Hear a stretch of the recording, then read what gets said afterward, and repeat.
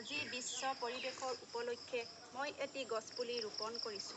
এইদৰে আমি প্ৰত্যেকে গছপুলি ৰোপণ কৰি ধৰণীখন সেউজী কৰোঁ আহক। অন্ততঃ বায়ু প্ৰদূষণ ৰোধ হৈ বেমাৰৰ পৰা মুক্ত পাওঁ। মানুহৰ লগতে প্ৰতিটো জীৱ-জন্তু চৰাই-চিৰিকটিও সুস্থ সবল হওক, সুৰক্ষিত পাওক, ধৰণী সেউজী হওক, এয়ে আমাৰ কাম্য। ধন্যবাদ।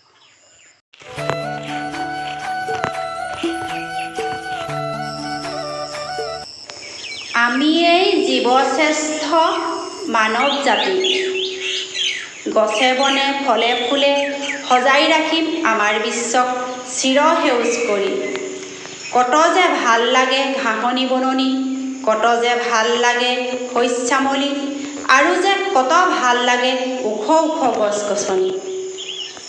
গৰমত বাটৰুৱাই খন্তেক জীয়াই, কৃষকেও ৰ'দৰ তাপত ভাগৰ পলোৱাই কেতিয়াবা বহি গছৰ তলত। পক্ষীবোৰে বাঁহ সাজে গছৰ ডালত, জন্তুবোৰ বাস কৰে হাবি জংঘলত। পোক-পৰুৱা মৌ-মাখি পাতৰ আঁৰত, জোক জেলুক কিছু পোক বনৰ তলত। আমিয়েই সংৰক্ষণ দিব লাগিব ইহঁতবোৰক, এৰি নিদিওঁ দায়িত্ব, কৰি যাম কৰ্তব্য। আমিয়েই জীৱশ্ৰেষ্ঠ মানৱ জাতি। গছে বনে ফলে ফুলে সজাই ৰাখিম আমাৰ বিশ্বক চিৰসেউজ কৰি।